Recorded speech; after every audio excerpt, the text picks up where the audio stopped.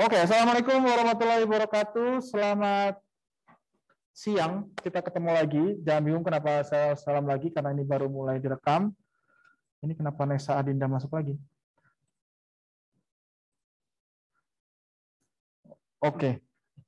Ya, jadi hari ini kita akan lanjutkan pembahasan kita terkait dengan fisika modern. Kemarin saya sudah ceritakan banyak tentang dualisme gelombang dengan materi, tentu saja. Jadi satu hal yang menarik adalah bahwa ternyata gelombang elektromagnetik itu punya sifat materi, dan kita trace kemarin bahwa satunya adalah di energi foton yang sebanding dengan frekuensi, dan ini berbeda dengan pembahasan kalau kita membahas foton sebagai gelombang atau cahaya sebagai gelombang, karena energinya sebanding dengan amplitudo. Ya, saya nggak turunkan istilahnya detail terkait dengan radiasi benda hitam, karena tentu saja sangat teknis dan bukan melakukan kejaran yang terlalu perlu. Kalau Anda masih ingat ketika kita belajar tentang trigonometri, ada yang namanya fungsi distribusi Maxwell, Boltzmann, dan segala macam. Fungsi distribusi lah ya. Waktu kita mau mencari yang namanya kecepatan RMS. Kalau Anda masih ingat di fisika 1 waktu itu, saya skip juga arti dari fungsi distribusi itu apa, karena itu adalah bagian termodinamika yang lebih jauh, dan mungkin Anda akan dapatkan juga di semester selanjutnya tentang termodinamika. Karena kita hanya membahas termodinamika dari sisi makronya saja. Jadi sebenarnya kita hanya lihat gas itu sebagai satu kesatuan, ya, kumpulan molekul saja, tidak melihat bagaimana molekul itu secara statistik itu berlaku. Karena kan kalau kita bicara soal gas di sini ya, sebenarnya gas kan sebenarnya tujuannya adalah misalnya kita bayangkan gas di sini punya temperatur T gitu. Sebenarnya T tersebut itu didapat dari ya rata-rata dari setiap molekul di situ T-nya berapa. Lalu kita secara statistik kita ambil min atau RMS dari rata-rata tersebut, kita dapat gas itu kita pandang punya temperatur berapa, kan gitu ya. Nah ya, jadi itu tidak secara statistik dan dalam tidak saya jelaskan. Begitu pula dengan ini. Di fisika dasar ada banyak hal yang jelas bukan disembunyikan, tapi dipilih untuk tidak diturunkan lebih jauh karena nanti akan memenuhi pikiran Anda. Ya, jadi itu ya. Jadi kalau bukan berarti ada beberapa poin nggak saya jelaskan atau nggak saya turunkan. Itu karena itu. Tapi ada beberapa juga yang saya turunkan. Tujuannya adalah karena saya tahu ketika saya menurunkan itu, saya hanya pakai operasi-operasi dasar yang semestinya Anda tahu. Ya, kalau Anda ingat yang hanya integral, ya kan? Kalau kemudian ada kekekalan momentum kemarin saya turunkan panjang lebar, saya tahu karena cuma sekedar cosinus kuadrat tambah sinus kuadrat sama dengan 1, ya kan? Lalu kemudian kita utak-atik kerja kerajinan tangan, lalu kita dapat persamaannya. Ya. Jadi itu kita punya konsepnya tentang foton, lalu kita bicara atau diskusi tentang Nobel Prize yang didapatkan oleh Einstein dan beberapa peristiwanya, dan contoh soal juga kemarin kita sudah bahas satu contoh soal juga. Nanti Anda akan dapat lebih banyak contohnya mungkin ketika di modul 9, ya mungkin ada kelompok-kelompok yang sudah dapat ya. Ya, kalau Cian itu dapat lagi ya, si Yael lagi ya kalau nggak salah. Ya, karena 4 orang doang jadi muter-muter lagi. 4 orang. Karena kelompoknya nggak beruntung karena Arkandion sama siapa itu satu kelompok situ, saya bingung juga ya. Mungkin semester depan saya bikin kelompoknya itu setelah saya tahu siapa yang tidak ada di sini gitu. Ya, itu pelajaran buat saya. Jadi kasihan tuh kelompok Cian. Makanya jadi kasihan untuk ini. saya tuh tepuk tangan sama diri saya sendiri tahu waktu saya memilih kelompok untuk gabung dengan Cian itu ya, kaki ya, kalau kaki itu saya kasihan gitu. Saya tahu sih perasaan saya kayak wah seru sekali tuh. Nggak tahu ya kalian merasakan atau enggak. Nah, itu waktu itu kayak breakthrough ya, nama kelompoknya kacian gitu loh. Karena kasihan ya harus kelompok lain. Oke. Nah, terus ini adalah satu breakthrough ya. Saya pernah cerita satu breakthrough kenapa bagaimana cahaya itu digunakan untuk melepas elektron dari suatu logam itu bukan berdasarkan amplitudonya, tapi berdasarkan frekuensinya. Ya, artinya mau terang atau enggak, kalau frekuensinya pas dia lepas, ya. Ya, karena tergantung ini. Ya, makanya kalau kalian milih pasangan kan gitu juga, biar lepas rasa cintanya, mau dia bright atau tidak, yang penting pas cocok frekuensinya. Jadi, ya oke, tidak ada yang ya, oke. Oke, perlu berlebihan ya analoginya ya. Nggak usah ada frekuensinya pas dan ini. Lalu kemudian V-stop ini kenapa jadi penting? Karena sekali lagi ya, V-stop itu cara kita memandang bahwa elektron itu benar-benar diam. Karena kita nggak bisa lihat elektronnya, oke? Jadi saya disclaimer lagi, saya ingatin lagi, di percobaan ini kita percobaan itu nggak bisa lihat elektron. Ya, elektron itu dilihat atau diamati, disadari itu dari adanya arus yang mengalir pada rangkaian. Karena kalau elektronnya gerak, ada arus pada rangkaian yang ini. Ya, seperti yang saya ceritakan kemarin. Nah, cara stopnya ya kita bikin dengan tegangan dengan kutub yang berbeda. Lalu karena tegangannya itu bisa membuat energi potensialistik yang sama dengan energi kinetik yang diterima oleh elektron, maka elektronnya akan diam. Nah, diam itu ditandai dengan tidak ada arus. Jadi artinya ini yang disebut, kalau saya bisa bilang yang namanya research dan eksperimen itu adalah eksperimen second data. Kita ambil datanya data kedua. Jadi kita mau cari konstanta Planck, kita mau cari fungsi apa namanya tuh? Fungsi kerja dari suatu logam dengan cara kita mengukur tegangan stop. Nah, di eksperimen, mau di dunia fisika atau di sains manapun, itu seringkali begini. Jadi kalau kita mau cari sesuatu, kita biasanya nggak langsung ukur sesuatu tersebut. Kayak contohnya ada di praktikum fisika, ada waktu itu mengukur gravitasi. Ya, kalau cara mengukur gravitasi kan sejauh yang kita tahu gimana caranya cara mengukur gravitasi. Kita tahu ya hukum Newton kita tahu, tapi kan kita nggak ukur langsung gravitasinya kan. Cara kita mengukur kita hubungkan dengan periode, dengan sudut ya, atau apapun, dan panjang tali. Ya, lalu dengan hukum yang kita tahu di hukum fisika, kita bentuk persamaannya, kita plot grafiknya, kita bisa simpulkan. Artinya kan secondary ya, kita nggak langsung ukur dari ininya, tapi kita ukur bahwa gravitasi itu dipandang sebagai konstanta atau sesuatu. Nah, itu yang juga dilakukan oleh Anda besok ketika masuk ke dunia penelitian, bahwa yang namanya penelitian, yang dicari itu nggak selalu yang langsung dicari. Tapi bisa jadi ada dua besaran yang diukur, lalu kita dapatkan kesimpulan yang dicari tersebut. Oleh karena itu, belajar bagaimana besaran yang diukur itu bisa menghasilkan satu yang kita cari, itu tergantung dari hukum yang ada. Saya nggak tahu ya di keilmuan Anda seperti apa, tapi saya yakin di sains hampir semua seperti itu. Ya, bahkan di social science juga seperti itu. Maksudnya kayak social science tahu ya, kayak sosiologi atau geografi, ekonomi juga hampir selalu begitu. Politik juga begitu. Ya. Lalu kita masuk kemarin terakhir adalah tentang bagaimana foton dipandang juga punya momentum. Dan karena punya momentum, maka dia bisa mengalami tumbuhan ya. Mengalami tumbuhan. Nah, di sini kita orkestrasi ya. Ya, ceritanya asik. Bahasanya keren ya. Orkestrasi tumbukan antara elektron dengan foton di sini kita bayangkan. Kalau Anda masih membayangkan bahwa foton, Pak, kok fotonnya di set sih, memang bisa. Nah, setting ini sebenarnya kita bayangkan ada elektron diam, lalu ada foton mendatangi elektron. Dari arah manapun nggak masalah karena kita bisa setting koordinatnya itu sebagaimana bolehnya kita. Maksudnya istilahnya kan koordinat, karena elektronnya diam, mau koordinatnya kita putar-putar juga nggak ada masalah kan?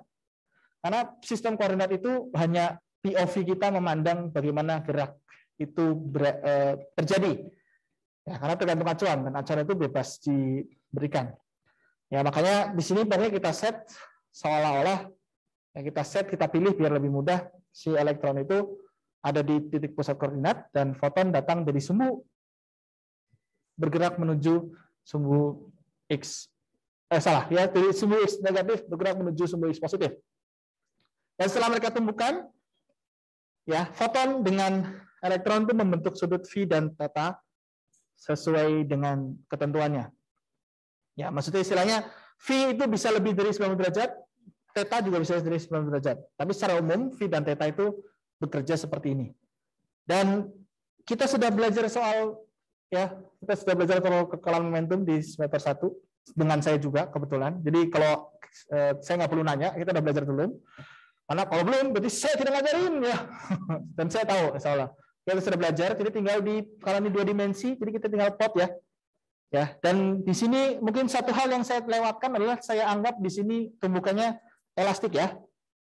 Ya, saya lupa satu hal yang saya sampaikan kemarin bahwa tumbukannya elastik. Jadi saya mungkin harusnya Anda juga nanya gitu, Pak, kok bisa saya langsung pakai kesimpulan energi kinetiknya sama dengan awal dengan sebelum dan setelah sama? Padahal nggak ada pernyataan bahwa dia elastik atau tidak. Ya, karena kan kalau nggak elastik artinya ada energi yang hilang kan? Nah, energi yang hilang itu semestinya harus perbincangkan ya, karena itu bukan hal yang tabu ya. Oke ya. Jadi itu. Jadi ini sekali lagi saya tambahkan, jadi tumbukannya dianggap sebagai tumbukan elastik, artinya tidak ada istilahnya energi yang hilang karena mereka bertumbukan, itu saja. Dan sekali lagi ya, sesuatu yang elastik dan ideal itu adalah cukup utopis sebenarnya, karena nggak selalu ada di bumi. Karena contohnya kalau kita bicara soal permukaan yang sangat licin gitu ya, itu kan sebenarnya susah ya.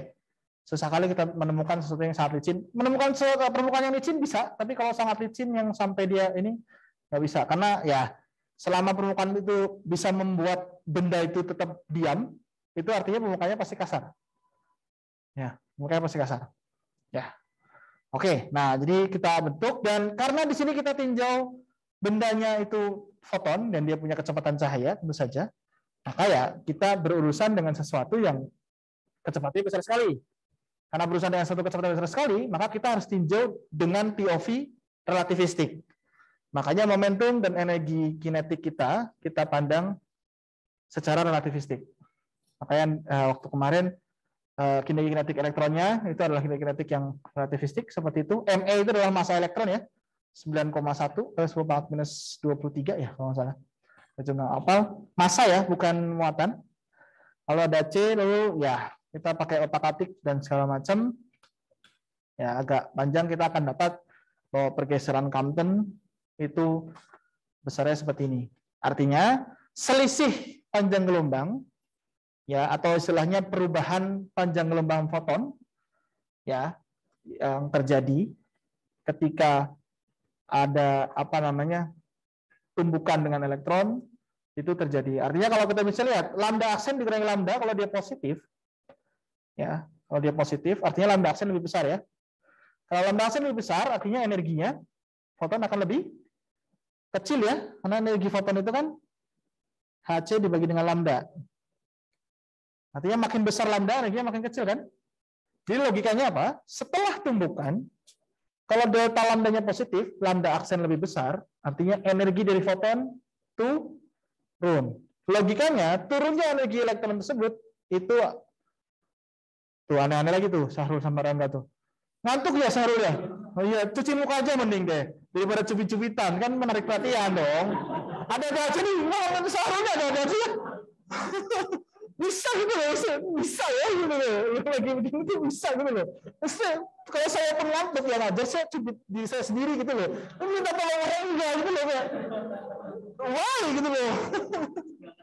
Yes, I know. Masa kan saya lagi gini ya, terus tiba-tiba kenapa kok begini tangannya cubit. Sahrul, hey. Oh my god. It's so hilarious. Bener ya, saya maaf Sahrul. Aduh, bisa gitu ya. Ya, jadi saya mana ya, saya ngomong ya, gara-gara Sahrul saya lupa. Ya energinya hilang ya, energinya ya hilang, dan hilangnya tersebut diberikan kepada elektron, sehingga elektron itu secara logik dia mendapatkan energi tambahan sehingga dia bisa bergerak, dia punya energi kinetik. Ya, nah jadi misalnya seperti ini. Oke, kita akan coba lihat, saya punya soal nggak ya? Nah, kita punya soal ini. Ya, kita lihat apa soalnya apa nih? Kalau dia bisa bilang soalnya. Kita baca dulu soalnya ya. Nah, Anda bisa lihat di situ.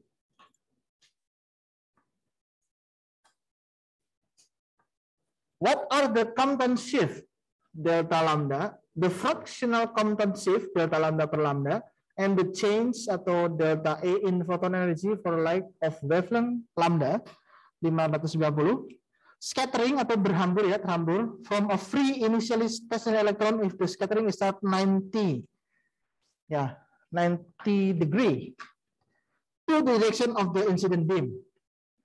Ya, to the direction of incident beam. Ya, artinya kalau kita bisa ilustrasikan gitu ya. Ya, ini saya tutup dulu. Ya, jadi yang di zoom mohon maaf ya karena lebih sedikit, jadi saya cuekin. Ya, ya, ini begini. Loh, kok hilang? Sebelumnya dong. Nggak jelas banget. Ini Y, ini X ya. Ada elektron di sini biru. Ya. Nah, lalu foton datang. Nah, setelah itu ceritanya setelah pembukaan, ya, scatteringnya 90 derajat dari direction of the incident beam. Jadi artinya dia 90 derajat. Jadi setelah pembukaan dia naik ke atas. Ya, ini F aksen, lambda aksen. Maaf, F dan lambda, maaf. Ini F aksen dan lambda aksen. Lalu saya gambarkan elektronnya, ceritanya dia bergerak. Ya, mungkin ke sini lah ya. Ke E. Nah, ini saya kasih theta mungkin. Ya, sebenarnya theta bisa berapapun juga ya. Nanti kita bisa hitung. Ini saya lengkapi, ini sebelum, ini setelah.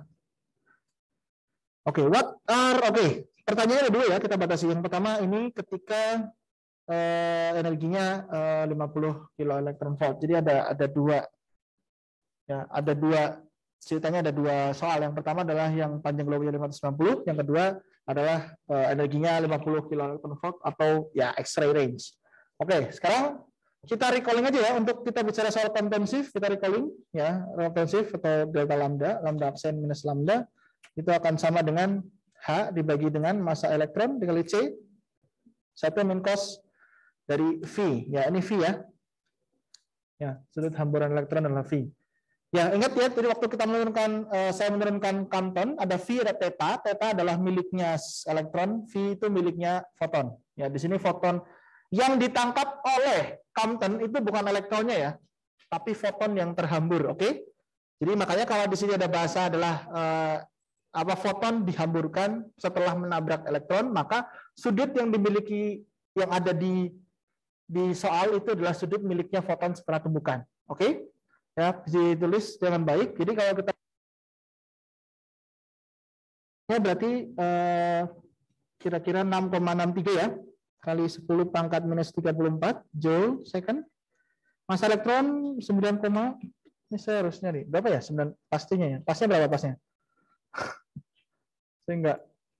Massa elektron 9,11 kali 10 pangkat minus 31 minus 31 kilogram. Ya. Lalu C-nya 3, pakai 3 aja ya. Meter per second. 1 minus kosinus 90 derajat. Maaf. Ya. Kosinus 190 derajat. Kosinus 90 derajat berapa? 0 ya. 0. Ya udah, kalau 0 ya 0 aja. Jadi kalau saya langsung 0 aja ya.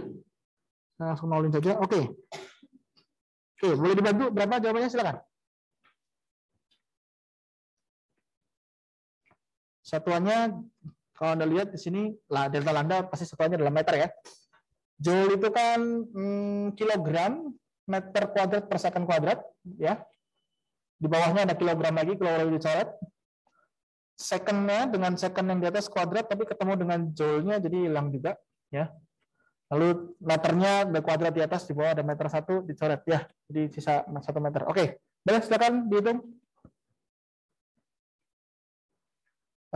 Saya mau izin dulu, saya mau menambahin slide dulu ya. Jadi saya ini dulu. Sorry ya yang di Zoom ya. Saya tambahin slide dulu karena ini kayaknya nggak akan cukup.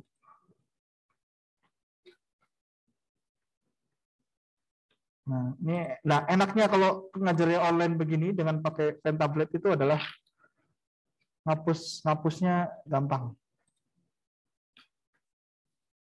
Nah, oke, coba.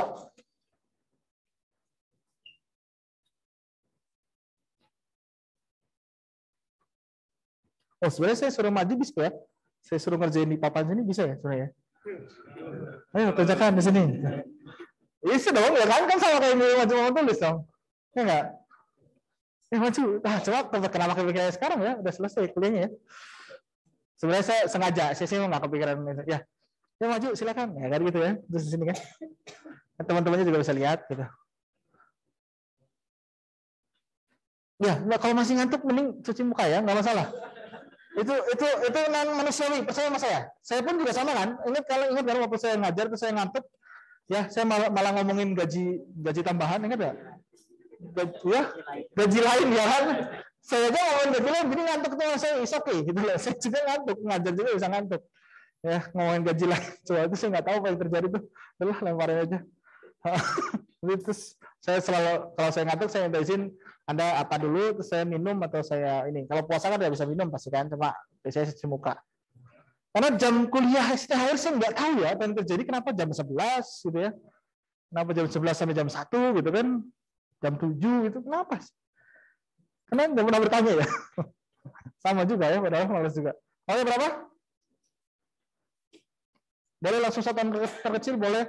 Mau pakai meter juga boleh.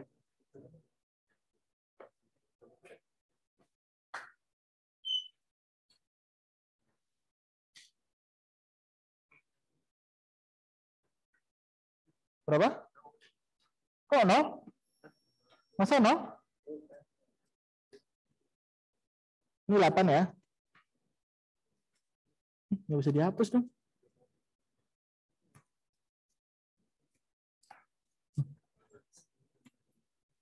Apa?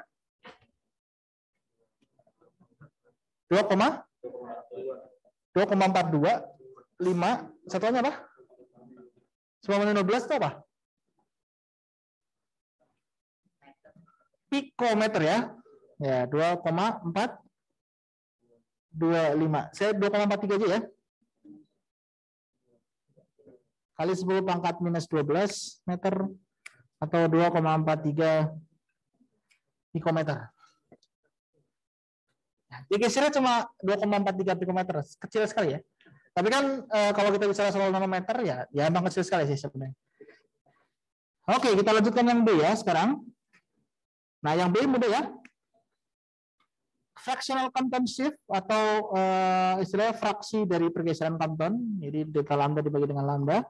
Artinya di sini 2,43 kali 10. Oke, saya nggak usah. Saya hitung, saya minta tolong berapa? Berapa fraksinya? Lambdanya diketahui ya di atas ya.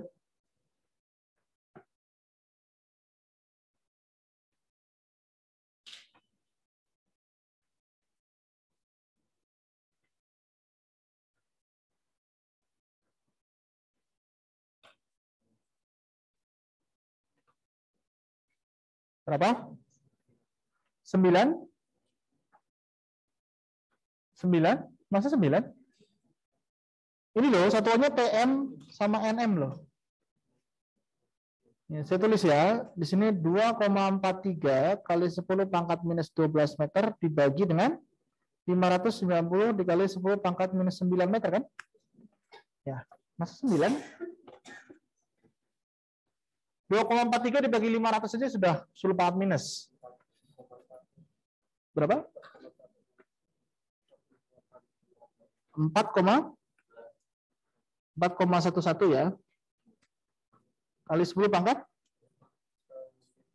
min 6. Oke, nggak ada satuannya ya, karena sudah dicoret. Oke, saya perhatikan lagi besaran yang lain, yaitu ada fraksional ya atau rasio atau fraksi dari perubahan ini. Karena sebenarnya gini, kalau kita bicara soal besaran ya, maka kita bicara soal fraksi itu atau bagian itu kita bandingkan dengan nilai awal. Jadi kayak misalnya fraksional awal pendapatan, maka perubahan pendapatan dibagi dengan pendapatan awal. Jadi fraction sesuatu itu adalah perbandingan antara perubahan dibagi dengan nilai awal. Biasanya selain dengan angka seperti ini, kalau angkanya cukup besar itu pakai persen. Cuma kalau ini kan berarti nggak terlalu signifikan kan perubahannya, karena kan fraksi perubahannya hanya 4 kali 10 pangkat 6 aja. Oke, selanjutnya yang C, the change of perubahan energi in foton. Kira-kira gimana menghitungnya? Ya, jadi saya pernah juga. Jadi perubahan energi foton itu artinya kita pakai ekspansi Taylor. Terus kita ambil perubahannya. Artinya kita turunkan kan? Kita turunkan. Oke, fraksi atau perubahan ini kita ambil dari kita geser dikit. Karena kan ini, kenapa saya pakai Taylor? Karena perubahannya dikit banget. Ya. Jadi istilahnya delta LTPH itu artinya sama kan gini ya. Istilahnya ketika dia berubah sedikit ya istilahnya E itu untuk lambda ditambah delta lambda, kan gitu ya. Itu akan sama dengan E-nya lambda ditambah dengan delta E. Dan kalau kita mau cari E lambda plus di sekitar lambda, kita pakai ekspansi Taylor, betul nggak? Masih ingat? Ada ekspansi Taylor, ada kan ya? Beret Taylor, Maclaurin gitu kan, ada di kalkulus kan? Ini bukan sesuatu yang asing kan buat Anda kan? Tahu? Nggak. Oke. Fungsinya Taylor Lauren tahu kan? Nggak cuma sekedar kayak ngerjain beret-beret itu, nggak tahu kan maksudnya Lauren? Beret Taylor Lauren itu maksudnya apa? Kita itu mau mencari pendekatan dari fraksi. Jadi misalnya saya tahu nilai fungsi di titik X. Nah, saya pengen tahu nilai fungsi di dekat-dekat X itu loh, di sekitarnya. Nah, itu kita ekspansi persamaannya itu dengan ekspansi Taylor. Kalau Maclaurin itu ya, khususnya adalah ekspansi Taylor untuk titik di sekitar 0. Ya, bedanya Taylor dengan Laurin di situ. Ya. Kenapa itu jadi sangat penting ketika kita bisa soal fungsi? Ya karena nilai di sekitarnya itu bisa jadi berubah cukup drastis dan cukup signifikan. Tergantung dari bagaimana si fungsinya bekerja. Nah, di sini yang kita lihat kasusnya adalah berubahnya tuh dikit banget, ya nggak? Berubahnya tuh fraksinya tuh cuma 4 kali 10 min 6. Kecil sekali. Artinya, ibarat kata kalau energinya berubah, kan energinya nggak berubah. Ya, nggak berubah amat, ya nggak? Sebenarnya kasarnya, kalau kita mau bicara soal perubahan energi, ya udah. Energi yang awal, ya berarti Hc per lambda, dikurangi dengan energi yang akhir. Hc per lambda aksen. Cuma lambda dengan lambda aksen kan dekat banget, ya nggak? Ini nggak, lambdanya 500-an nanometer, ya, lambda aksennya 500 nanometer dikurangi 2 pikometer, ya kan? Nggak ada signifikansi kan? Sama-sama, kalau kalian tahu kalkulator ya 590 juga. Berarti apakah nggak berubah nih ya? Nggak. Nah makanya disinilah dipakai yang Anda pelajari yang namanya Taylor, kita ekspansi. Sedih nggak? Ya inilah cara. Gimana kalau ngapain sih kita belajar Taylor di sini untuk mencari sesuatu, perubahan sesuatu ketika kita cari itu. Oke. Artinya saya langsung skip aja ya. Ekspansi Taylor itu ada berapa orde ya? Ada orde 1, orde 2, orde 3, orde 4 dan segala macam. Karena ini bedanya kecil sekali delta lambdanya, maka kita cukup dekati dengan orde pertama saja. Artinya turunan pertama ya. Ya enggak? Turunan pertama dikalikan dengan 1 kan karena 1 faktorial. Artinya dari sini delta E itu akan sama dengan turunan B lambda ya kan dari energinya. Ya. Yaitu Hc dibagi lambda. Tuh. Ya. Nah, kalau kita mau menurunkan ini ya, kita turunannya bukan maaf, saya salah ya. Mungkin saya tulisnya begini deh. Kalau Anda masih ingat, delta E untuk orde 1 ya, itu berarti D per D lambda dari Hc per lambda dikalikan dengan delta lambda, betul nggak? Ingat, delta Lauren kan ya? Delta Lauren kan ya? Kan F aksen X dikalikan dengan X. Atau delta X kan? Ditambah dengan F aksen double X di per 2 faktorial delta X kuadrat. Saya bisa diikutin kan ya? Jadi ada delta Y, delta lambda di sini. Jadi maksudnya ini diturunkan terhadap lambda, fungsi energinya, lalu dikalikan dengan ininya. Kan semestinya X dikurangi X0, ingat nggak? Ya, kalau delta Taylor kan X dikurangi X0. Ya, gesernya. Oke? Bisa diikuti semua? Jadi ini persamaan nggak dimunculkan tiba-tiba? Ya. Oke, kita lanjutkan. Turunannya adalah minus Hc per lambda kuadrat ya. Minus ya. Nah, itu dikalikan dengan delta lambda. Oke. Hanya sudah ada, maaf. Hanya sudah ada, C-nya sudah ada, Anda bisa pakai 6,63 kalau 934, C-nya ada. Lambdanya Anda pakai yang di atas, maaf. Delta lambda Anda sudah dapatkan di nomor A. Oke, boleh. Silakan bantu saya untuk menghitung.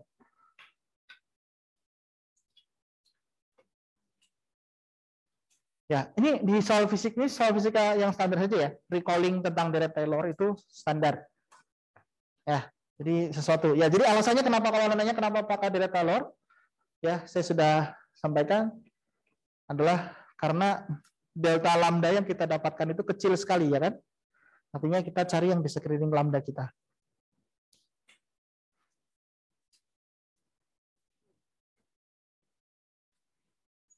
Oke. Oke, ini di sini Anda punya H-nya dalam joule second, C-nya dalam meter per second, lambda-nya dalam meter, tentu saja, delta lambda juga dalam meter. Ya. Nah, tolong saya minta jawabannya dalam electrovolt. Oke, jadi kalau sudah dapat joule di situ, Anda ubah ke electrovolt. Masih ingat catatannya satu electrovolt berapa? Ya, dibagi dengan ya. Jadi kalau sudah ada yang nemu, coba dihitung lagi dalam electrovolt. Bisa? Hilga ya? Ya, oke.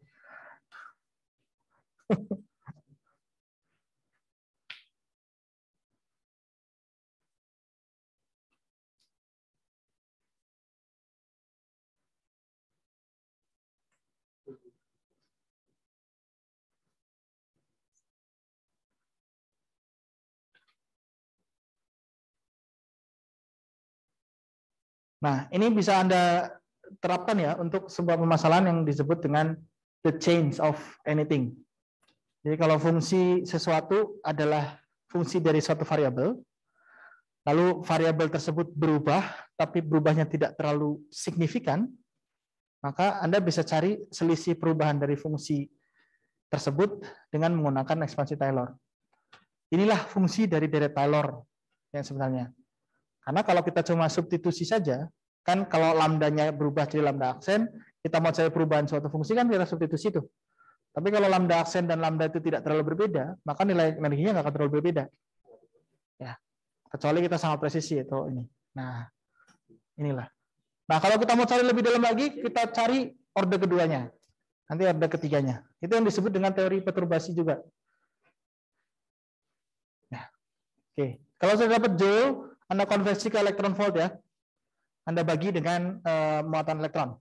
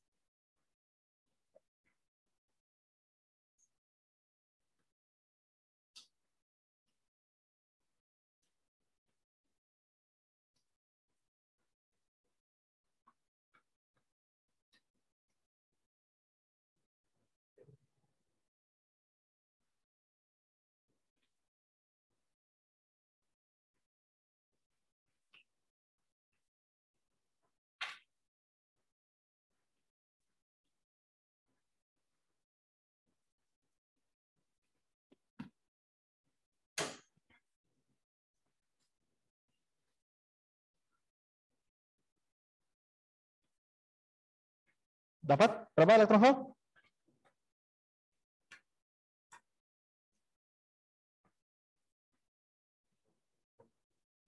Berapa? 8,68 Oke, 8,68 kali 10 Ada yang lain? Silakan. Plus atau minus? Plus atau minus? Nah, berapa?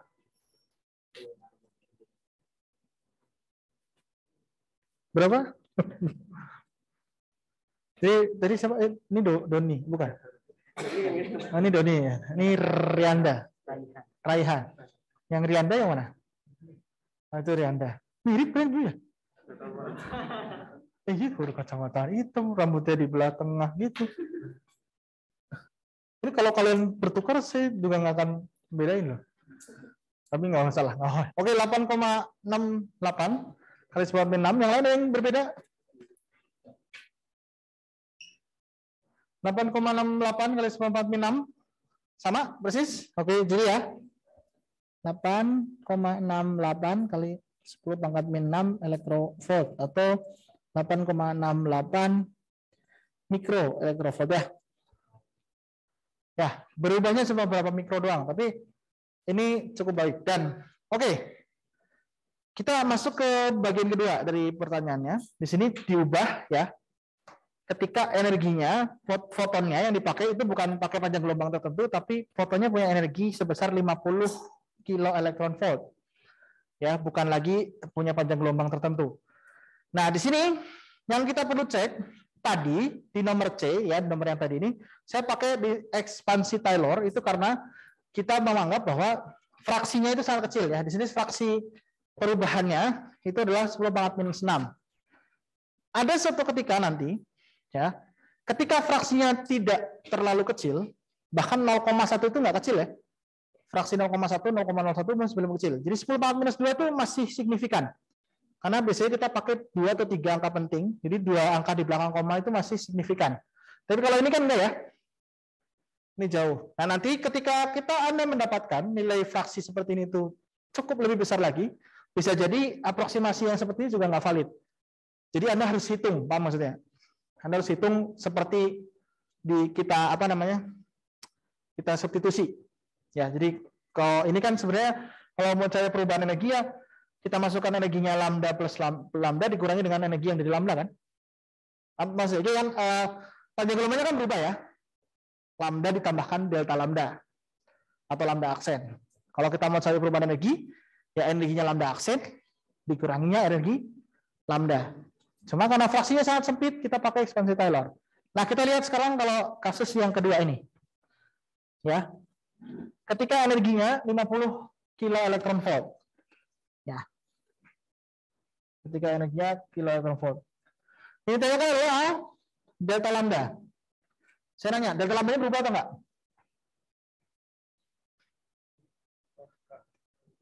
Delta lambda-nya berubah atau enggak? Ya. Di sini scatteringnya sama ya, 90 derajat. Ya.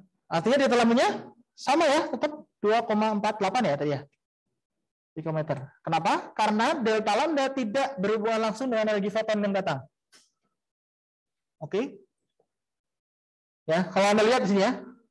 Delta lambda itu hanya berhubungan sama H, ME, C dan 1 minus cos V. Ya. Oke, karena delta lambda itu perubahannya, oke. Mau datangnya punya panjang gelombang berapa, ya berubahnya segitu. Ya, itu yang perlu dicatat, oke. Delta lambda di konton itu tidak berhubungan dengan energi foton. Tapi hanya berhubungan pada sudut hamburannya foton saja. Karena hal yang lain itu konstanta, kan H itu konstanta, ME itu konstanta, C itu konstanta. Ya, jadi berhubungan sama itu. Karena yang dilihat itu perubahan, ya. Ya, lihat perubahan. Nah, kalau kita melihat dari awal selisihnya berapa ya, lambda dengan lambda aksen bergantung pada permasalahannya. Jadi delta lambda itu sama. Ya. Lalu kita cari fraksionalnya, maaf ini bukan A ya, ini D. Ya. Yang E fraksionalnya delta lambda dibagi dengan lambda. Nah, artinya delta lambda kita sudah dapatkan yang di atas, tapi lambdanya adalah HC dibagi energi. Ya. Ya, karena energi foton itu HC dibagi dengan lambda ya. Sehingga lambda HC dibagi dengan energi foton.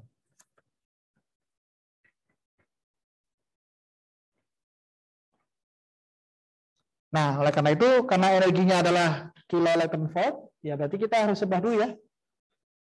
Dalam joule boleh atau kita ubah dalam joule aja ya. Oke, boleh dibantu? Energinya dalam joule berapa?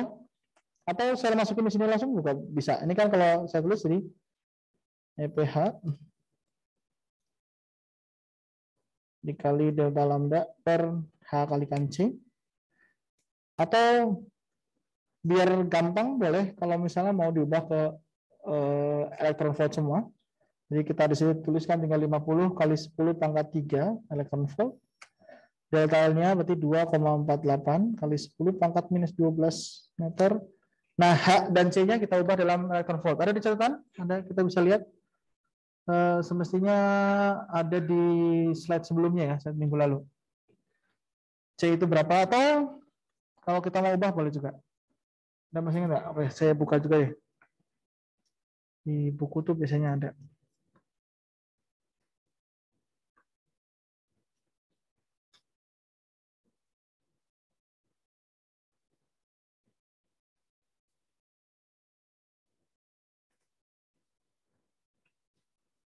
Ya, 1 elektron volt itu ini ya, C kuadrat itu adalah susah juga ya. Kalau HC itu berapa? Nah, repot ya. Dibaca ke joule ya. Boleh dibantu berapa joule ini? Ini berarti 6,63 kali 10 pangkat minus 34 joule second. Ini 3 kali 10 pangkat 8 meter per second. Oke, ini satu lagi pelajarannya ya. Daripada Anda bingung memikirkan elektron volt itu berapa segala macam, Anda coba tinggal pegang satu aja, konversi joule elektron volt dan sebaliknya. Nah, Anda ubah saja. Paham maksudnya nggak? Jadi daripada saya tadi maksudnya hanya berapa elektron volt, nya berapa kan repot ya. Kalau Anda ubah saja, Anda ambil extra mile untuk konversi dari elektron volt menuju joule, masukkan hitung lalu dikonversi lagi, itu akan lebih aman. Oke, berapa lagi ke fotonya? 1,8, 8 pas?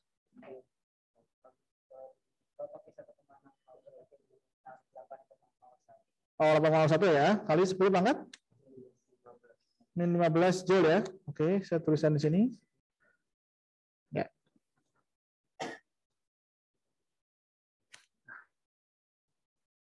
Oke, nah ini sudah dapat nih, joule-nya bisa kita coret, S-nya bisa kita coret, M-nya bisa kita coret, ya fraksinya udah nggak ada lagi. Berapa hasilnya?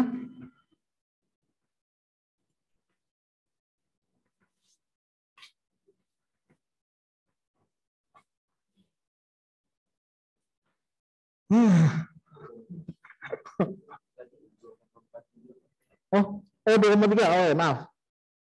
Ya, oke, boleh diganti saja. Berarti ini salah ya. Oke, berapa fraksinya? 0,09. Saya kasih 98 ya. Nah, atau ini bisa dilihat ini hampir dekat dengan 0,1. Ya, ini yang saya bilang tadi, fraksinya itu nggak terlalu besar, ya nggak? Delta lambda per lambdanya itu 0,1 loh, 1/10-nya. Ya nggak? 1/10-nya. Artinya ini cukup besar. Kalau tadi kan 10 pangkat minus 6, betul kan? Nah, artinya ini kita nggak bisa nih. Kita nggak valid kalau pakai ekspansi Taylor. Nah, kita harus tinjau perbedaannya. Oke, jadi di sini kan delta lambda per lambdanya ketahuan. Artinya kalau ada yang masih belum hitung, jangan merasa tertinggal ya. Anda walk with your pace gitu ya. Ya, jadi kalau saya meninggalkan di sini, Anda ikutin saja. Ya, jadi jangan merasa tertinggal atau gimana. Karena kalau saya harus space-nya harus di tengah-tengah. Yang cepat saya harus akomodasi, yang lambat juga saya harus kasih waktu. Tapi mudah-mudahan tidak merasa tertinggal. Nah, jadi sekali lagi ini cukup besar ya. Nah, cukup besar. Jadi untuk mencari delta energinya, ya kita harus hitung kan, energi aksen dikurangi dengan energi. Hah? Oh, hilang ya. sorry. Ya, energi aksen itu berarti HC per lambda ditambah dengan delta lambda, oke? Ya, lambda aksen kan lambda ditambah dengan lambda dikurangi dengan HC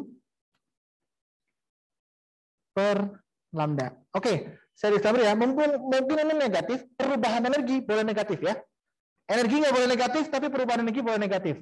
Ya, karena di termodinamika Anda masih ingat ya, kalau kita punya energi Q atau delta U atau itu negatif, itu maksudnya adalah ada perubahan yang terjadi, pengurangan ya. Karena plus dan minus itu ada maksudnya. Jadi energi nggak boleh negatif, tapi perubahan itu bisa negatif. Ya, oke. Jadi ini bisa kita masukkan HC per lambda. Ya, Oh, mungkin biar enak. Ini saya samakan penyebutnya bisa ya, hasilnya saya keluarkan. Ini 1 per lambda plus delta lambda dikurangi dengan 1 per lambda.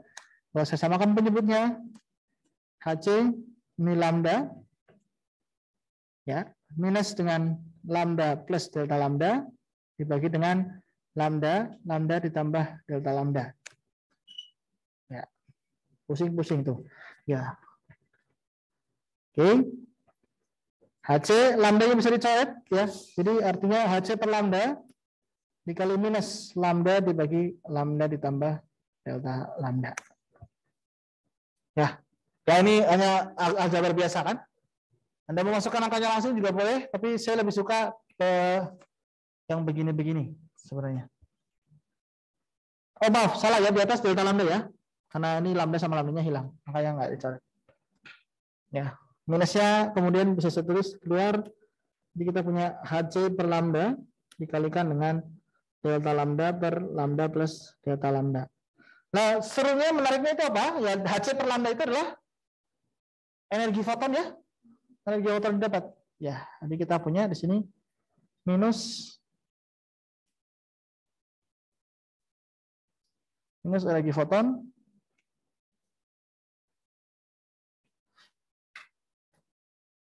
ya, dikalikan dengan delta lambda plus delta lambda. Jadi minus 50 kilo elektron volt dikalikan dengan 0,098 dibagi dengan lambdanya. Oh, oke. Oh, mending kita pilihnya beginilah. Biar nggak susah ya. Ini. Saya hapus dulu. Delta lambda kita bagi dengan lambda semua deh. Jadi delta lambda dibagi dengan lambda sama dengan 1 ditambah dengan delta lambda dibagi dengan lambda. Oke? Bisa ya? Di atas dibagi lambda, di bawah dibagi lambda. Boleh kan? Nggak mau ubah apapun kan? Ya. Nah, ini akan sama dengan minus 50 kilo elektron volt dikalikan. Nah, ini 0,098 dibagi 1 ditambah 098. Oke, bisa dibantu berapa hasilnya? Ya, jelas ya? Yang saya lakukan. Karena di sini kan kita nggak tahu lambda ya. Ya, yang kita tahu energinya, betul?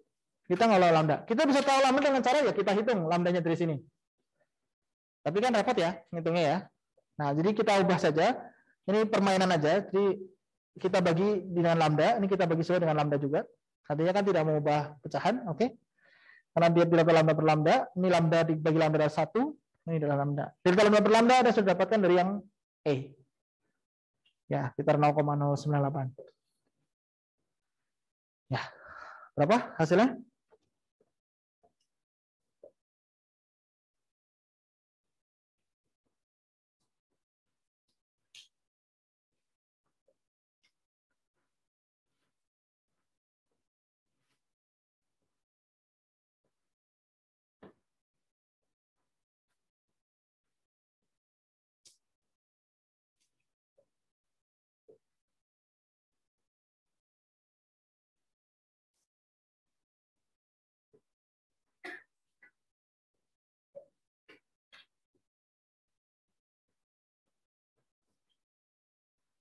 Dapat berapa? Ayo teriakan. Ayo teriakan.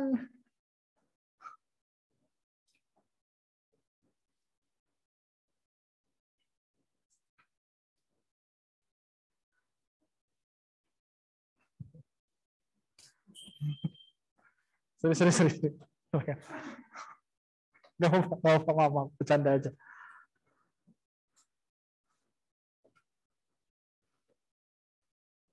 Ya, kalau ada yang beberapa yang sempat ngefoto saya di depan, tolong dong dibagi loh, biar ada foto saya candid gitu loh. Konten gitu loh.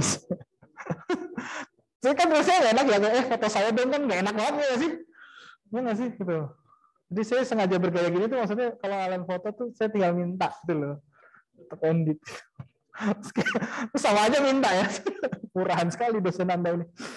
Ya, oke berapa hasilnya?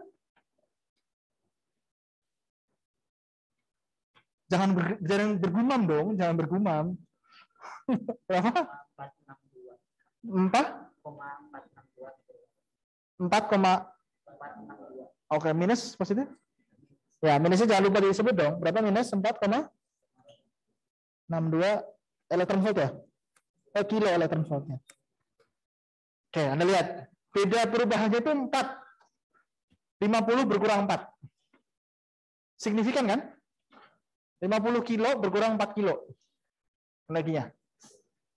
Ya. Ya, ini saya pilih kasusnya kayaknya waktu itu saya pilih karena memang kasusnya cukup baik. Persamanya dipakai dengan baik, ada beberapa permasalahan juga. Ada teknik yang dikenalkan juga. Ada yang mau tanyakan dulu? Kalau tidak ada satu peristiwa lagi yang perlu kita jelaskan di fisika modern ini. Ya, cukup sepertinya ya. Kita akan kembali ke sebentar sedikit. Itu tentang panjang gelombang de Broglie. Ya. De Broglie. Broglie mah itu ya, maksudnya Goku ya. Saya super warna hijau ya. Ya. Kan katanya kan kalau masuk ITB itu banyaknya wibu ya. Sama. Tenang, saya juga baca One Piece, saya juga koleksi robot Super Sentai, saya juga nonton Kamen Rider sama. Everything is sama. Ya, jadi itu. Oke. Sebelumnya kita belajar bahwa gelombang itu punya sifat materi ya. Gelombang itu punya energi sebanding dengan frekuensi, gelombang itu punya momentum, gelombang cahaya, foton, segala macam. Sekarang gimana sebaliknya? Apakah terjadi juga sebaliknya? Kalau materi itu punya sifat. Nah, jadi ceritanya Pak Louis de Broglie, nggak tahu nyebutnya gimana ya. Ya, lihat rambutnya ya. Jadi rambut zaman sekarang yang di sini papak itu udah jadi zaman 18.800-an itu udah ada. Jadi mode itu hanya muter aja. Lihat namanya de Broglie ya. Bedanya dia pintar fisika. Terus kayak gitu ya. Nah, jadi seberkas partikel ya, jadi partikel atau elektron yang berkas bentuknya jadi banyak gitu ya. Nggak cuma satu, maksudnya sejumlah partikel dengan momentum tertentu itu juga akan memiliki panjang gelombang tertentu. Ya, makanya saya bilang kalau kita kan terdiri dari banyak sekali ya, atom segala macam, kita sekumpulan seberkas atau elektron dia akan punya gelombang tertentu. Yang dilakukan sama Louis de Broglie adalah dia itu nembakin ya seberkas elektron. Ya, berkas elektron itu artinya elektron dalam jumlah yang banyak lebih dari satu, dia tembakin di celah ganda. Ya, kalau namanya kalian atau elektron, kalau dianggap dia materi, ya celah ganda ya udah. Kalau dia ketemunya sama lubangnya dia masuk, kalau ketemunya sama nggak lubang dia ketabrakan, terus habis itu milih ya kan. Setelah numbruk si dinding dia milih ya kan. Kalau kalian nih saya tembakin nih, ya terus masuk kalau dua pintu itu, ya pilihannya masuk atau tabrak-tabrakan kan? Ya enggak? Artinya harusnya polanya kalau kita tangkap ini ya dari dua pintu aja, ya enggak? Ternyata kalau elektronnya banyak, menurut de Broglie, bentuknya dia akan bikin pola apa nih? Gelap terang. Pola yang hanya dibentuk, yang kita pelajari ketika kita belajar soal interferensi dua celah. Ketika kita bicara soal dua gelombang cahaya, ya enggak? Ya memang, kalau misalnya elektronnya cuma sedikit, ya. Jadi caranya kalau ada elektron ini pakai film ya, filmnya warna hitam. Jadi ketika elektron ditangkap dan istilahnya dipakai cahaya, kan artinya cahayanya muncul ini titik-titiknya elektron. Kelihatannya nggak jadi pola ya, seperti ini saja. Ketika makin banyak, makin tajam, makin banyak dan seterusnya, ada kelihatan sedikit di sini berkumpul yang gelap, terang, gelap, terang, gelap, terang, gelap. Artinya somehow elektron yang banyak tersebut itu mengalami interferensi yang sama seperti gelombang cahaya yang kita pelajari. Dan ini empirik, ini percobaan. Ya, ini percobaan. Dan karena berkas elektron yang dipakai itu adalah berkas elektron yang bergerak, maka berkas elektron tersebut kita pandang secara statistik secara besar itu punya momentum tertentu karena dia punya kecepatan tertentu. Kecepatan itu sebenarnya bisa ada dua ya, kecepatan grup sama kecepatan individual. Paham kecepatan grup sama individual? Kecepatan grup itu maksudnya adalah saat saya coba ya analoginya, saya ngajar di sini ya saya ngajar kecepatan yang saya ngajar. Tapi kecepatan individual ya Anda nerimanya gimana? Masing-masing kan bisa punya pace masing-masing. Tapi kecepatan grup kita ya sesuai dengan saya ngajar.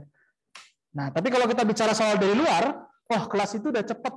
Kelas itu cepat tuh pelajarannya. Kan sering ya kalau lihat, Pak kok kelas kita nggak kalah cepat dengan kelas sebelah. Ya kan? Padahal kelas sebelah mungkin yang dia tahu sama seperti kalian. Gitu. Ya nggak? Karena kecepatan individunya beda. Nah, cuma yang di sini kita lihat, seberkas partikel dengan momentum tertentu, artinya nggak setiap partikel punya momentum yang sama ya, cuma satu kesatuan ya. Ketika diarahkan ke celah ganda, dia akan bikin pola seperti ini. Itu aneh sekali kan? Ya nggak? Bukan gelombang loh, partikel. Logikanya kan kalau partikel ya bulat-bulat itu ya, elektron ya kalau dia masuk lewat sana ya lewat sana, ya kan? Putihnya di sana saja. Jadi putih di sana saja. Saya enggak. Ya, oleh karena itu kemudian de Broglie mengatakan bahwa setiap ada partikel, seberkas partikel dengan momentum tertentu, itu akan punya panjang gelombang yang disebut dengan panjang gelombang de Broglie. Yaitu besarnya adalah panjang gelombang de Broglie H dibagi dengan P. Reverse definition dari momentum foton. Momentum foton itu kan H dibagi dengan lambda ya. Tadi kemarin kalau masih ingat. Jadi berarti kalau ada materi lain punya momentum tertentu, ya, berarti dia punya panjang gelombang lambdanya seperti ini. Logikanya gambarnya, H itu 10 pangkat minus 34. Oke? Sekarang bayangkan kalau kita aja. Ya, kita. Saya lari dengan kecepatan 20 meter per second. Nggak tahu, mudah-mudahan itu umum ya. Nggak terlalu kenceng. Ya, bayangin. 10 pangkat minus 34 di atas dibagi dengan momentumnya, saya mungkin beratnya 80, berarti 80 kali 20 kan 200-an lah ya, sebut ya. 200. Jadi 10 pangkat minus 34 dibagi 200. Signifikan nggak? Artinya lambdanya sangat kecil. Jadi kita ini juga punya panjang gelombang. Cuma karena kita besar dan bergerak lambat, maka panjang gelombangnya tidak terlalu terlihat. Tapi ada. Ya. Dan frekuensinya tinggi kan? Kalau panjang gelombangnya kecil kan frekuensinya tinggi kan? Ya, makanya sering ada yang bilang, saya bisa merasakan energi negatif darimu. Ya itu karena kita menyebarkan radiasi energi ya kan? Enggak, ada. Saya gerak tuh ada radiasinya, kekayaan ada gitu loh. Ada yang bisa pernah lihat aura gitu kan? Bukan aura fire ya, aura fire peringkat 3. Atau 4 ya, 3 ya, 4 EVOS ya. Ya, jadi minggu ini senang sekali karena kuliah sudah berakhir, sudah playoff MPL season 9. Jadi saya lebih tenang nontonnya. Ada semua Mobile Legend ya. Jadi kalau ada yang tidak connect ya tidak connect saja. Ya, jadi kalau ada yang pernah bilang lihat aura ya, itu bisa jadi ya dia mendeteksi panjang gelombang seperti ini. Dan oleh karena itu si Broglie ini diganjar Nobel Prize juga 29. Ya, ini Pak Bragg. Nah, ini gini kan, agak mirip gitu. Ya, the Nobel Prize in Physics 1929, hujan deras lagi. Was awarded to Prince. Ya, ini Prince lagi. Udah pangeran masih belajar fisika. Kalian apa? Bapak udah pangeran, Pak. Itu loh. Kenapa nggak ini aja sih gitu ya kan? Ya, nggak tahu Prince juga ngomong. Prince Louis Victor Pierre Raymond de Broglie for his discovery of the wave nature of electrons. Wave nature maksudnya wave nature adalah adanya karakteristik gelombang pada elektron. Ya, itu wave nature. Ya, dia dapat di 2019-29. Ya, dia dapat 9. Oke, sebenarnya itu doang sih. Setelah itu kita coba soal.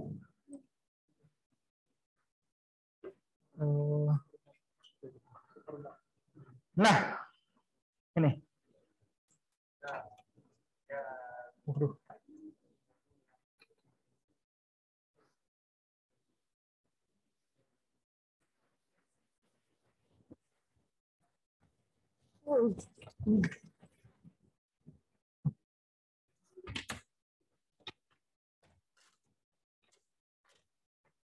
Hujannya deras banget ya. Wah, gimana pulangnya nih kalian? Saya mau naik shuttle. Dijemput lagi. Ya, oke. A non-relativistic, ya, a non-relativistic particle, ya, berarti non-relativistic ya, artinya kecepatannya kecil, rendah, tidak. Kalau ada sebutan non-relativistic particle, artinya partikelnya bergerak dengan kecepatan yang rendah. Ya, is moving 3 times as fast as an electron. The ratio of the de Broglie wavelength of the particle to that of the electron is 1.813 times 10 to the power of -4. By calculating its mass, identify the particle. Ini contohnya. Ada ya, kayaknya. Masa saya kuliah terakhir ya ditutup dengan ya nggak apa-apa sih, kenapa terlalu baper amat. Ya, oke. Jadi ceritanya di sini ada partikel ya yang kita nggak ketahuan apa, itu bergerak 3 kali lebih cepat ya, 3 kali lebih cepat. 3 times as fast as an electron, 3 kali lebih cepat dari elektron. Oke. Rasio atau perbandingan ya. Perbandingan panjang gelombang de Broglie dari partikel tersebut dengan elektron itu 1,813 kali 10⁻⁴. Sebenarnya pertanyaannya cuma itu partikel apa sih? Ya. Nah, cara kita tahu partikel apa sih? Artinya kita harus menemukan besaran yang merupakan karakteristik dari satu partikel. Yang melekat istilahnya. Yang melekat ya pilihannya adalah antara muatan atau massa. Nah, di sini sudah dikasih clue. By calculating its mass, muatan partikel apa sih? Gitu kan. Kalau muatan kan nggak bisa kita dapatkan informasinya ya, karena tidak ada gelombang dan segala macam. Ya, jadi maksudnya di situ. Kenapa kita perlu calculating its mass atau menghitung masanya? Karena massa itu adalah karakteristik intrinsik yang membedakan suatu partikel dengan partikel yang lain. Ya, kayak contohnya massa elektron. Kalau kita tahu ada partikel dengan massa 9,11 kali 10⁻⁻31 tadi ya, kilogram, nah kita bisa tahu partikel tersebut adalah elektron. Begitu pula dengan yang lain. Ya, itu yang dimaksud dengan calculating its mass, identify the particle. Oke, misalkan partikel ini saya kasih nama A ya. Ya, jadi artinya panjang gelombang de Broglie dari A. Bentar. Panjang gelombang de Broglie, saya nggak pakai BB ya, saya langsung mandang gelombang de Broglie A. Itu akan sama dengan konstanta Planck dibagi dengan momentum dari A. Karena dia non-relativistik, ingat ya, ini poin yang satu penting juga yang Anda perhatikan. Karena dia non-relativistik, maka momentumnya itu bukan momentum relativistik, tapi momentum non-relativistik. Oke? Ya, dan di sini karena 3 kali lebih cepat dari elektron, maka elektron yang kita tinjau juga bukan merupakan elektron yang bergerak secara relativistik. Oke, jadi momentum kita tidak perlu menyertakan faktor Lorentz atau gamma. Oke, satu lagi ya, bukan ini ya, kisi-kisi dari saya. Kalau ada istilah non-relativistik, artinya dia bukan relativistik. Iyalah pasti. Biasanya pas lagi mau ngomong, udah mau keluar tuh saya mau ngomong bukan relativistik, tapi di dalam hati saya bilang ya iyalah, gitu. Jadi harus keluarnya. Maksudnya adalah kalau relativistik artinya tidak pakai persamaan yang kemarin kita pelajari ya, tapi pakai persamaan yang biasa. Sehingga kita akan punya ini akan sama dengan H kali MA dikali dengan VA. Lalu kita ketahui bahwa L yang A dibandingkan dengan L yang elektron ya, lambda elektron ya. Itu sama dengan ya, kalau kita substitusi ya, kita punya H MA kali VA sama dengan H ME kali VE gitu ya, kecepatan elektron. Ya, berarti kita akan punya di sini ME kali VE dibagi dengan MA kali VA. Ini akan sama dengan 1,8313 kali 10⁻⁴. Oke? Sama.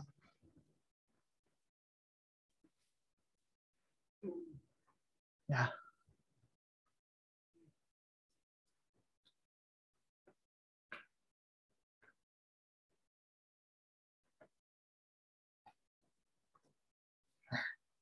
Oke. Nah, ini saya hapus dulu ya, karena kita mau bermain di persamaan ini. Oke, kita punya dua persamaan ini ya. Artinya kita bisa dapatkan M ya. M yang A. Kan yang kita nggak ketahui kan M yang A ya. Karena kita ketahui VE dengan VA hubungannya. Karena VE itu 3 kali. VA itu 3 kalinya VA. VA itu 3 kalinya VE. Lalu lambda per lambda ini kita sudah tahu angkanya. Jadi yang kita nggak ketahui di sini cuma MA aja. Ya, tinggal kita otak-atik aljabar seperti biasa, kita akan punya MA akan sama dengan ME kali VE dibagi dengan VA, lambda E dibagi dengan lambda A. Ya, betul? Ya, lalu kita hitung saja ini ME, ada VE dibagi dengan 3 VE, lambda E dibagi dengan lambda A.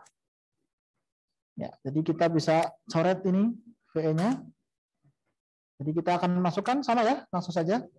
ME-nya tadi 9,11 kali 10 pangkat minus 31 kilogram dibagi 3 ininya 1, ini kebalik ya, maaf. Ini ingat ya, ini yang lambda A per lambda E itu 1,813 itu lambda A per lambda E, tapi di sini lambda E per lambda A. Jadi ini 1 per 1,813 kali 10 pangkat minus 4. Hati-hati ya, jangan sampai keliru. Oke, silakan berapa masanya?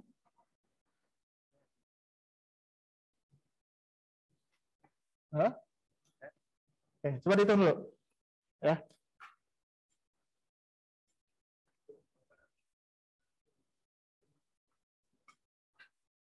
Nah, kalau ada yang sudah ketemu, coba di searching, bisa di buku, bisa di internet, masa yang Anda temukan itu masanya siapa?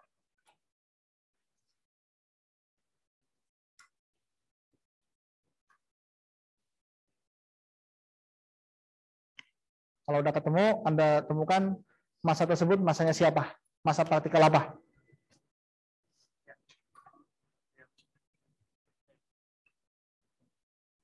Oh, baru tahu ada itu. Di belakang kok itu ditutupnya.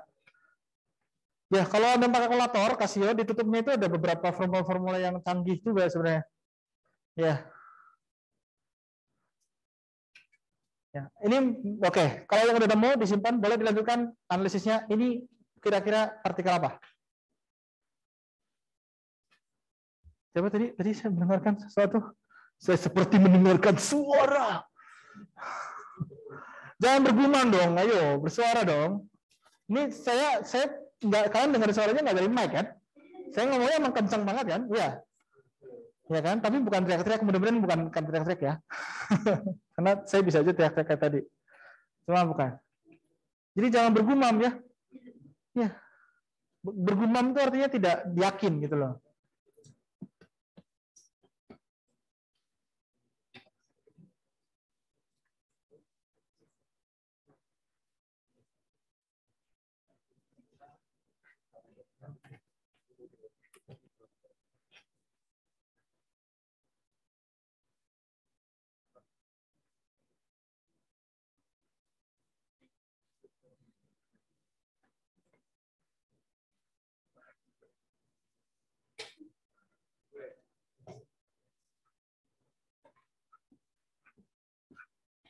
Tenang, sebentar lagi selesai Faisal. Tenang. Justru ada kayak tenang. Nggak apa. Wajar kok. Ya. Berapa dan apa? Kira-kira apa? Neutron. Berapa besarnya? 1,